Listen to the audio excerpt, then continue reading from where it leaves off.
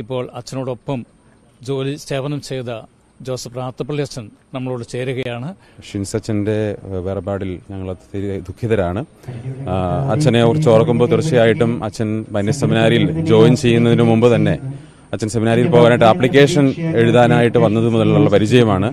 ഞാൻ എടൂര് ബ്രദറായിരുന്ന സമയത്ത് സേവനം ചെയ്യാൻ വന്നപ്പോഴാണ് അദ്ദേഹം സെമിനാരിയിൽ പോകാനുള്ള ആപ്ലിക്കേഷൻ എഴുതാനായിട്ട് വന്നത്. അന്നു മുതൽ ഷിൻസച്ചൻ എനിക്ക് പരിചയമുണ്ട്. എപ്പോഴും എന്നെ ഫോൺ വിളിക്കുമായിരുന്നു. അച്ഛനാണ് എനിക്ക് ആപ്ലിക്കേഷൻ എഴുതി തന്നത്, അച്ഛനുമായിട്ടുള്ള ബന്ധം അങ്ങനെയാണെന്ന് പറഞ്ഞുകൊണ്ട്.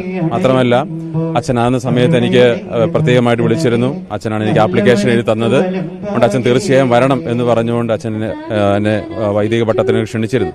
അതിനുശേഷം എവിടെ ഞങ്ങൾ ഒരുമിച്ച് വന്നാലും എന്നെ ഇൻട്രൊഡ്യൂസ് ചെയ്ത അച്ഛൻ ആദ്യം പറയുന്ന വാക്കുകൾ തന്നെയാണ്. എനിക്ക് സെമിനാരിയിൽ പോകാനായിട്ട് ആപ്ലിക്കേഷൻ എഴുതി തന്നത് സുബിനച്ഛനാണ് എന്ന് പറഞ്ഞ് എന്നെ പരിചയപ്പെടുത്തുമായിരുന്നു. ആ ഒരു വലിയ ബന്ധം അച്ഛനുമായിട്ടുണ്ട്. മാത്രമല്ല, അവസാനം ഈ ഫൊറോന, ഞങ്ങൾ കാസർഗോഡ് ഫൊറോനയിലാണ് സേവനം ചെയ്ത് ഒരുമിച്ച്. നമുക്കറിയാം, കാസർഗോഡ് ഫൊറോന വളരെയധികം വിശാലമായ ഒരു ഏരിയയാണ്. അപ്പം മുള്ളേരിയ എന്ന് പറയുന്ന പ്രദേശത്തിന് അടുത്ത് തന്നെയാണ് ഞാൻ സേവനം ചെയ്തത്, ഹൊസങ്കടി.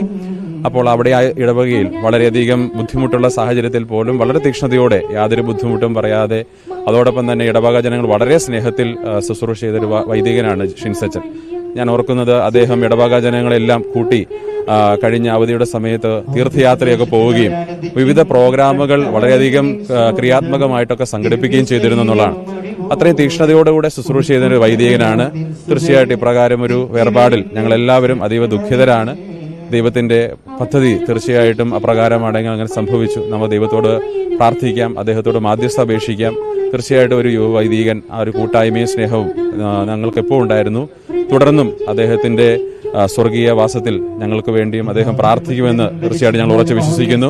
ഞങ്ങളുടെ വൈദിക കൂട്ടായ്മയ്ക്ക് സ്വർഗത്തിൽ നിന്ന് ബലം പകരാൻ അച്ഛൻ ഞങ്ങൾക്ക് വേണ്ടി ദൈവത്തോട് മാധ്യസ്ഥം അപേക്ഷിക്കുമെന്ന് ഞങ്ങൾ തീർച്ചയായിട്ടും പ്രാർത്ഥിക്കുകയും ചെയ്യുന്നു. അച്ഛന് ദുഃഖത്തിൽ, വേർപാടിൽ ദുഃഖിതരായിരിക്കുന്ന എല്ലാവരെയും ഞങ്ങൾ ഓർക്കുകയും പ്രാർത്ഥിക്കുകയും ചെയ്യുന്നു. താങ്ക് യു അച്ഛാ. നമുക്ക് വളരെയധികം വൈദികര് അച്ഛനോട് കൂടെ, അച്ഛൻ്റെ ബാച്ചേഴ്സായിട്ടുള്ളവരുണ്ട്. എല്ലാവരും വളരെ ദുഃഖത്തിലാണ്. നമുക്ക് അവരെ ഓരോരുത്തരെ നമുക്ക് കാണാം. അവരുടെ ഹൃദയത്തിൽ നിന്നും ഉയരുന്ന ആ നൊമ്പരം നിറഞ്ഞ വാക്കുകളും അച്ഛനെക്കുറിച്ചുള്ള ഓർമ്മകളും നമുക്ക് പങ്കുവയ്ക്കാം.